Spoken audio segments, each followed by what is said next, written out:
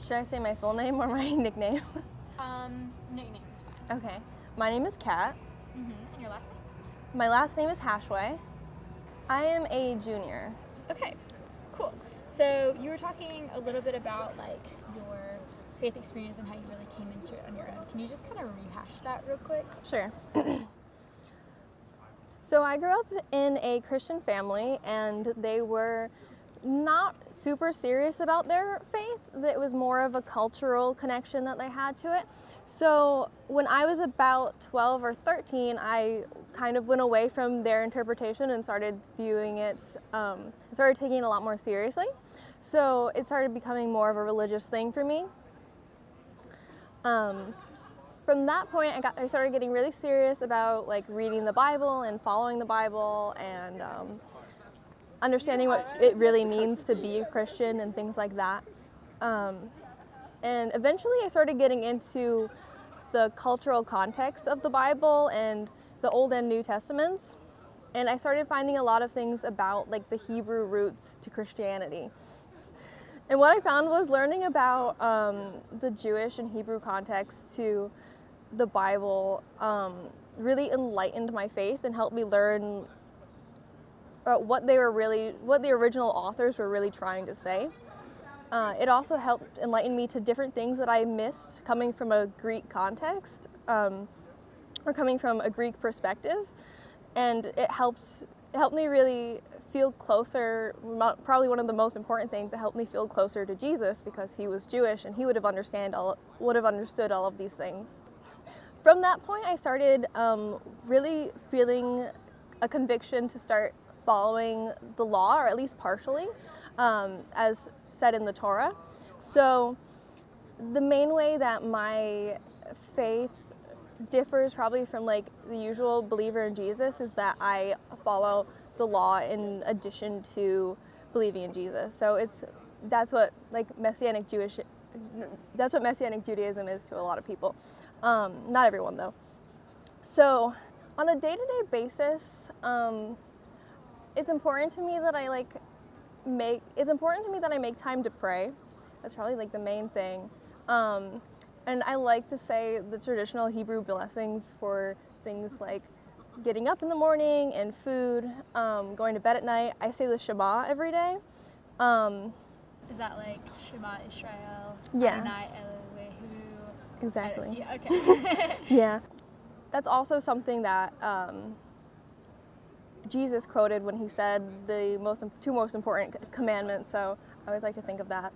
I also try to make time to read my Bible every day, and I'm not always that great at it, but I try to really meditate on the Word, and by doing that, it makes me feel, it helps me stay focused on what's important to me, which is God, and really like what it means to live for God and like to have faith. And sometimes it can be like the biggest encouragement in my day. That's an important thing. Additionally, following the Torah, I don't eat pork. I tend to not work on Saturdays as much as I can. I'm going to go into detail about like how that is on campus with this question. That would be amazing. Sure. So being on a secular campus means that I'm always trying to make sure that I am staying true to my beliefs, because there's always an influence that is opposed to, like, that's not necessarily opposed like in a bad way, but in the way that like they don't, like the campus doesn't follow my beliefs. So I have to go around that and try to make sure that I am doing what I want to be doing. And sometimes it's a little bit harder. So like if I'm in the dining hall, like it's important to me that I make sure that I'm not like accidentally going to like eat meat that's not kosher. So I don't always go by kosher labels, and in fact usually I don't when it comes to meat, but the screens in the dining hall that say everything and like have the labels of like vegetarian, vegan, gluten-free, those are really helpful so I can know like what I'm going to be eating, so I don't have to break any of those laws. And then what about like reading scripture? Like you try to do that. Mm-hmm. Do you like do that in public on campus or mostly like in your house? I kind of prefer to read it in my dorm because I don't know, it feels more private and I just feel more comfortable, but I do on occasion go out and read it in public. And when I do, it's usually pretty uneventful. But yeah, I'd say I'm pretty comfortable reading scriptures in public, and I do sometimes like think like, oh, what's that person thinking of me? Or like, does my Bible look like a Bible? And if someone sees that I'm holding a Bible, are they going to judge me for it? But no one ever actually has, at least to my face. And I've never had any problem with doing that.